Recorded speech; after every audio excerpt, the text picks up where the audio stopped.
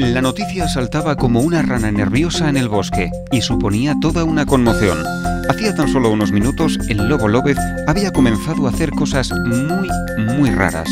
La cadena de televisión Teletronco ya había desplazado hasta el lugar a una de sus mejores reporteras, Regina Raigosi. Con soltura y facilidad de palabra explicaba a los telespectadores lo que estaba ocurriendo. La princesa Carola III había secuestrado un dragón aquella misma mañana. Había ocurrido cuando el pobre animal se disponía a coger el autobús para ir a trabajar.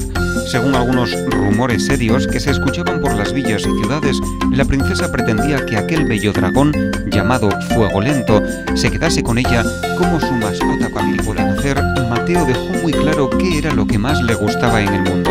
Sus padres tenían que poner su cuna muy cerca de la ventana porque de lo contrario, el niño se ponía a llorar desconsoladamente. ¿Sabéis por qué?